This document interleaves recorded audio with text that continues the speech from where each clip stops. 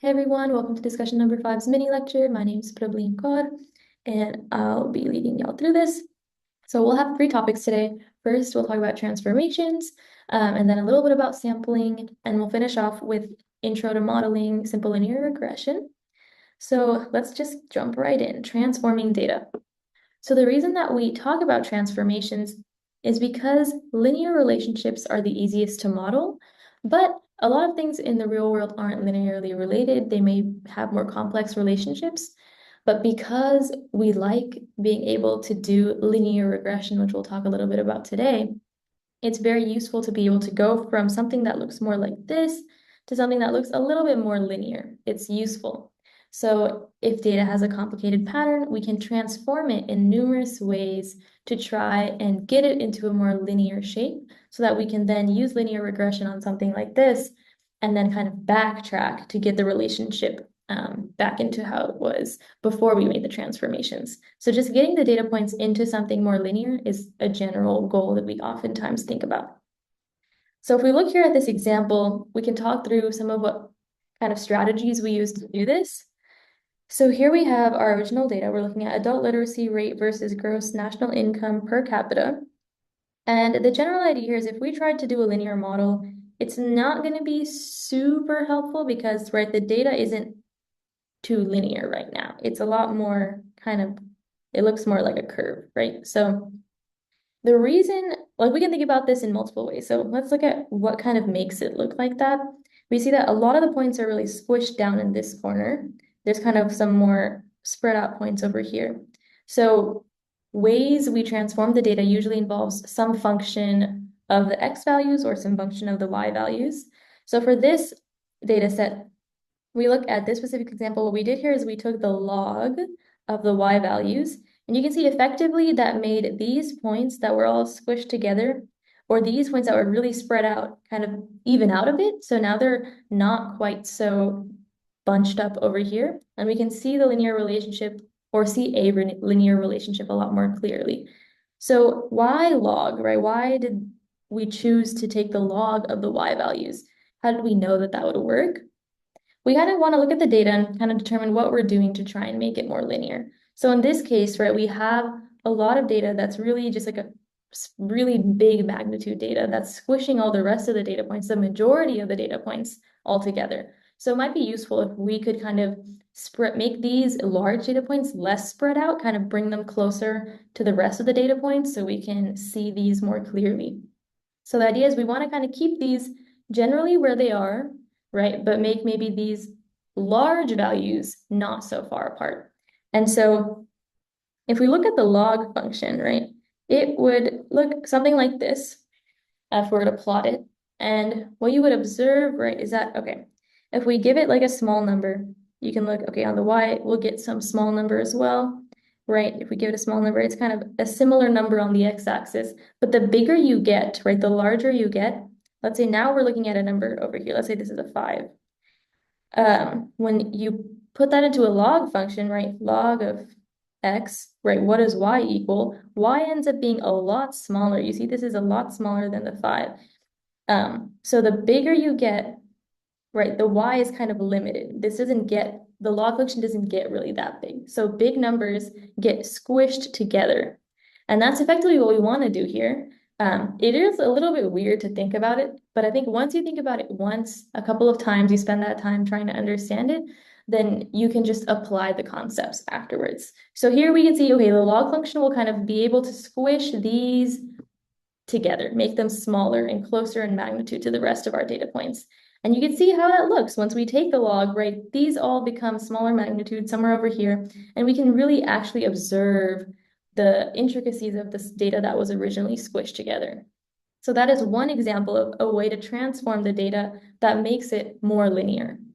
If we looked here, right, we could be like, okay, what else can we do here? So now we've done one step. What else can we do? We could see like, oh, these data points are still kind of squished, right? They're still pretty squished together. We could say that the x values here, these are quite squished. So now over here we had, right, the small numbers were squished together on the y-axis. Now we're looking at the fact that on the x-axis, the big numbers are squished together.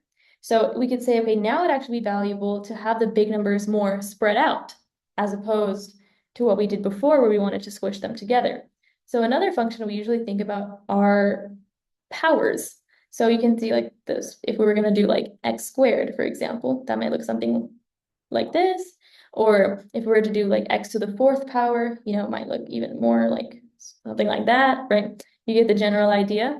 And the idea is that if I put in a small number, it will stay relatively small, right? Kind of the small numbers aren't really affected again, which is what we want in our transformation. We want these are fine, right? The small numbers look fine. So we want to kind of leave them generally where they are.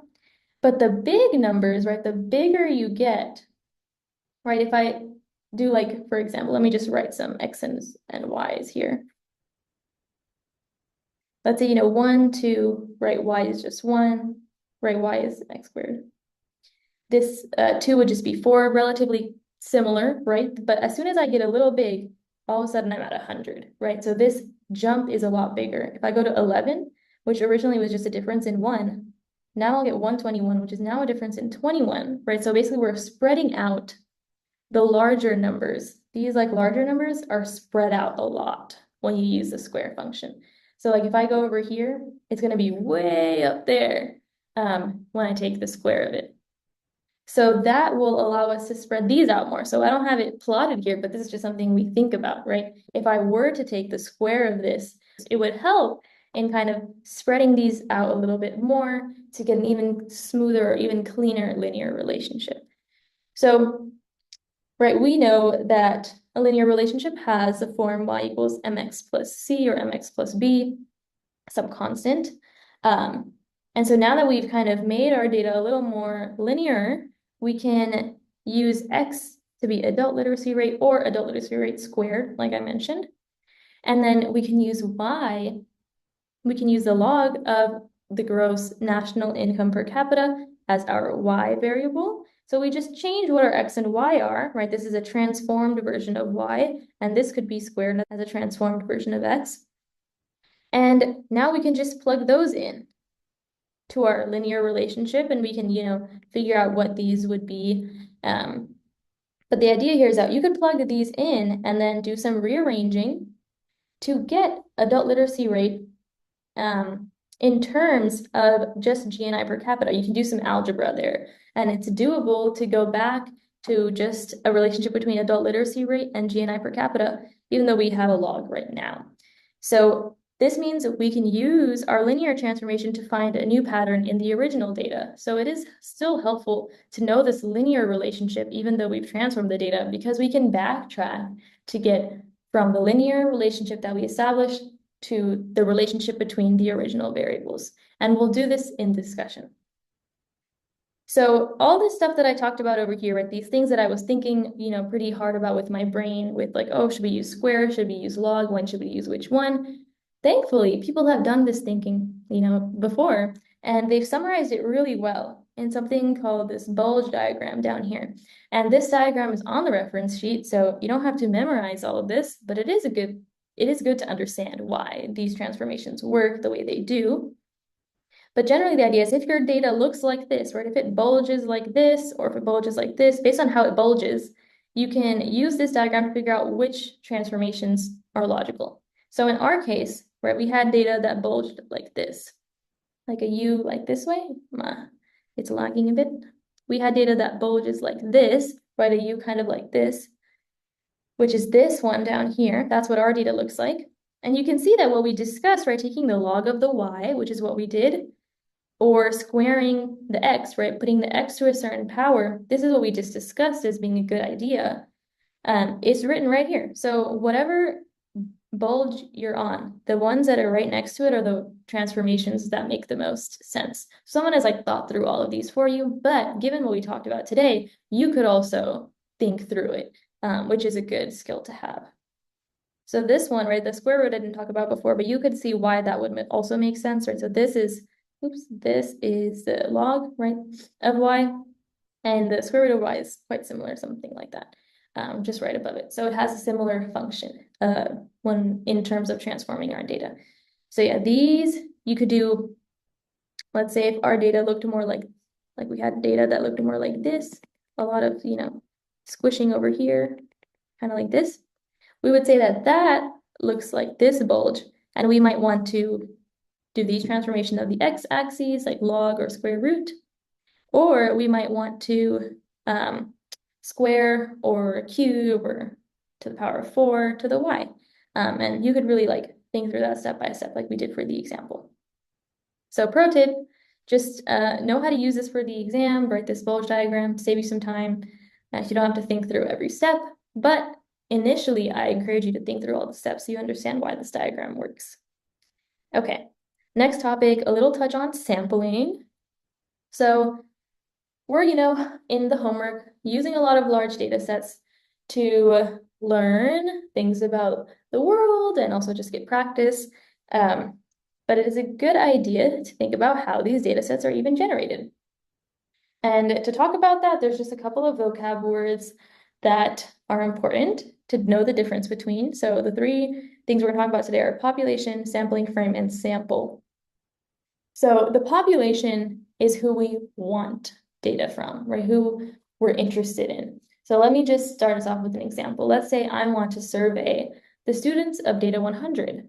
So those enrolled in Data 100 at UC Berkeley right now, that is my population of interest because I want to know how they feel about the class, right?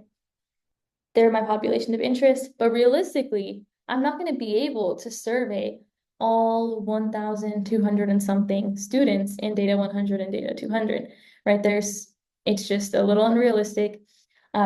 So I have to kind of think of a way that I'm going to get a sample of my population. So let's say I decide that I'm going to stand outside of Wheeler Hall at the start of lecture and survey every student that walks into Wheeler Hall, or at least try to survey every student that walks into Wheeler Hall at the start of lecture.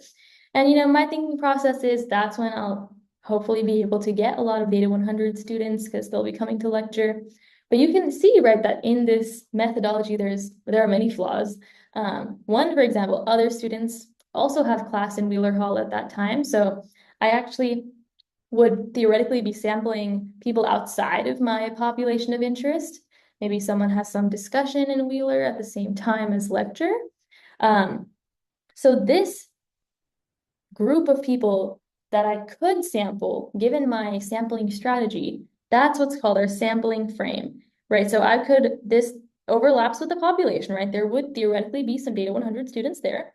It doesn't capture everyone because not everyone goes to lecture, so I am missing part of the population. There's no way I would get them in my sample because they don't even come to Wheeler Hall. And there's also some people outside the population that are in my sampling frame, right? Those people that are coming to Wheeler Hall for other reasons and who are not part of Data 100 or Data 200. So that's why the sampling frame, right? This Venn diagram is super helpful to think about it. It can include some people in my population. It can also include people who are not. Ideally, the sampling frame would just like line up right on top of the population. That'd be amazing. If I could only be sampling people in my population, that's what we're aiming for. But in real life, sometimes, it includes other people as well. And then when I actually end up getting the surveys, doing the surveys, I'll get a subset of my sampling frame as my data. So this can include people I don't want, people I do want, but it'll be right inside the sampling frame. It's limited by our sampling frame. And ideally, right, our population would be something like this. It'd be the best case scenario if our sampling frame was like right there as well. And that way our sample would just be people in our population. But in reality, this is how you should kind of think about what else might be going on when you're generating data. Okay, so let's move on to modeling and linear regression, a little introduction. So up until now, we've mostly focused on exploring data sets, but now we're shifting to trying to use these data points to make predictions. So this is actually officially machine learning, which is pretty cool. We're going to start off simple, but this is officially machine learning. So modeling asks, how can I use a set of X variables to predict the value of a Y variable? So some examples, can I use data about the height of a lion to predict how heavy they are? Could I use data about how much a lion eats to predict how loud it roars, and so on and so forth, right? This is a useful thing to be able to use our data for. So at the high level, basically you feed in the X, right? Okay, the lion's height is 2 meters. you put it into the model, and the model will output a guess or a prediction for what y is. So I'll be like, okay, I know that the line is 2 meters, the height is 2 meters, and my model will predict that it should weigh around 25 kilograms. How do we know how good our guess is or how good our prediction is? We have to define a loss function. The loss function measures like how off we are from the real value of the y variable. And because we want our model to make good guesses that are close to the real y variable or the real weight of the lion, we want to minimize our loss function. We want our loss to be as small as possible. We want to be as close to the real answer as possible. So when we're building our model, we'll be using the data we have, right, where we know the x and the y, to make a model that gets pretty close to the real, predicting the real y values. So let's look at kind of what are some of these loss functions. In Data 100, we mostly look at two examples of loss functions. So first is L2 loss, and then we have L1 loss. So L2 loss is basically the squared error, right? So that's this part here. Let me kind of like go over a little bit what we're looking at. So the yi hat, right? This is our prediction. This is our predicted y value. This is what the model outputs. We compare that to the actual y value, so subtraction, right? Get the difference between our actual and our prediction, and then we square it so that when we add up all the individual errors from our predictions and our actual data points, we don't just cancel out the negative errors and the positive errors, right? We want all of them to add together in a meaningful way. That's why we square it in this case, or in the case of L1, we take the absolute value. So we do this error subtraction and squaring for every data point, right? From I equals 1, our first data point, to n, our nth or our last data point. We add them all up, and then we take the average by dividing by the number of data points to get our mean squared error. So this is the average loss. And like on this other side, you could also do it using absolute error. And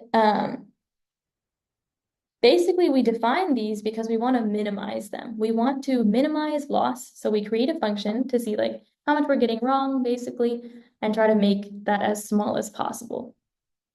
I've included some information here that makes these, or like that differentiates maybe some pros and cons about using mean squared error versus mean absolute error. That I'll just leave for your reference. Okay, so how do we minimize loss, right? How do we do that? Anytime you want to minimize a function in general, you want to, right, choose the x value that gives you the smallest y value.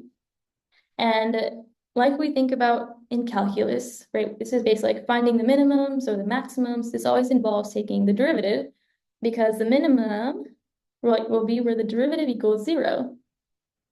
So we could take the derivative of the loss function, set it equal to 0 to try and find at which x value we have, right, the smallest y value. So we rearrange it after taking the derivative, and we can find an expression for the x value that is minimizing our function. So when we're looking at simple linear regression, our x value, or what we're minimizing, is actually the parameter of the model, which is called theta. So in general, in linear regression, we're minimizing theta. So this is the concept for how to minimize a loss function. Now we have to decide what model we're trying to minimize loss for. So the first model we discuss in class is a simple linear regression. And this basically relates to a best fit line. So if we had data kind of like this, right, what we're trying to do with this model is choose which line, right, this line, this line, this line, out of all the lines possible, find the best fit line. All right, so let's say that this is our best fit line.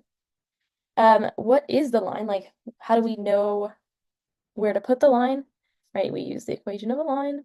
There's two things that make the line what it is, right? The slope and the intercept. Changing the slope and the intercept is what changes where the line is. So in our model for simple linear regression, these are our parameters. So the theta 0 represents the intercept and theta 1 represents the slope. And we are going to try to figure out what are the best theta 0 and theta 1 so that our line is the best fit line, or it's the line that minimizes loss, right? So our predictions would be made using this line, meaning we give it some x, and the outputted y is going to be our prediction. And when we want to write that in the correct notation, we write it like this. So given some xi, we have yi hat as our prediction. So let's write the loss function that we are minimizing in this case. We're going to look at squared loss, right, or L2 loss that we just looked at before. So I can rewrite that here. We start off with the error, right, the difference between the actual yi and our yi hat, or our prediction, the actual minus the prediction. We square it, we sum it all up from the first data point to the last data point, and then we take the average, right? This is the MSE. So this is our average loss, right? This is the L2 loss, we're taking the average of it, and we're trying to minimize this. Now that we know what model we're minimizing, I can plug that in. So now I can plug in our model here. So that would give us the actual yi minus, right, theta 0 plus theta 1 xi, right? So this is a function that we're trying to minimize. We want the difference between our predicted y hat and our actual y to be as small as possible. And I'll leave that derivation, right, to lecture. You'll go through the process, right, of taking the derivative and everything like we discussed on the previous slide. And what you'll end up with are these two optimal parameters. So when we minimize mean squared error for the simple linear regression model, these two values for theta 0 hat and theta 1 hat are our best or our optimal parameters. Right? These are the slope and intercept that will always give us the least error when we're minimizing specifically L2 loss. So you can look to lecture for the specific derivation. These equations will be provided on the reference sheet. To note, right, the hats on these thetas represent that they're based on our given data, right? So the standard deviations of our data, the means of our data. We've now fitted the model and we have our estimate parameters. So the hat is actually has a little bit of a different meaning than it does up here. For yi hat, it means a prediction, but here we're looking at estimate. These are estimate parameters or optimal parameters. And theta 1 hat is the standard deviation of y over the standard deviation of x multiplied by the correlation coefficient, which we'll talk about in a second. And theta 0 hat is theta 1 hat times the mean of x, right? And you subtract that from the mean of y. And so look to lecture for the specific derivation of how we got from minimizing this loss function to these two equations. I'm just going to cover the high-level overview today. But one cool thing we can talk about here is what the correlation coefficient means. So specifically, right, R is a correlation coefficient. It's a measure of the linear association between x and y. So specifically the linear association. So this is like the full written out form, right? We have the mean of x, the mean of y, standard deviation of x, standard deviation of y. And we do this calculation over every x and yi. So these are all of our data points. And that correlation coefficient, it measures the strength of a linear association between two variables. So if we look here, right, this has a pretty strong linear relationship, the second picture. And you can tell it's reflected in the correlation coefficient because it is very close to 1. So 1 and -1, this would basically be 1, and this would be -1 if our data went the other way around, right? If we had a negative association. The closer R is to 0, the weaker the linear association is, right? So you can see here, it's not really much of a linear association, and our R correspondingly is very close to 0. But note, right, that this is specifically about linear association and not necessarily about anything else. It doesn't really tell us anything else. It says nothing about causation, also says nothing about nonlinear association. So this example over here, right, of something that maybe has a more parabolic association rather than linear. If we were just to find the correlation coefficient for this data, we would get something very close to 0. Right? The correlation coefficient is implying there's basically no linear association. That's very close to 0. It does not mean there's no relationship at all. So you really have to look at the data, still think about it as a data scientist to figure out if there's something worth studying there. But yeah, this is just a very broad overview of some of the topics discussed in the modeling lecture, the simple linear regression lecture. So definitely still watch that lecture and kind of review those slides to get the more in-depth overview. I've included some summaries of the last couple of concepts in the slides, so you can look through them if you'd like. But that is it. This is going to be my last mini lecture of the semester. So this is me signing out, and I hope you all have an awesome rest of the semester as well as an amazing discussion section. Bye.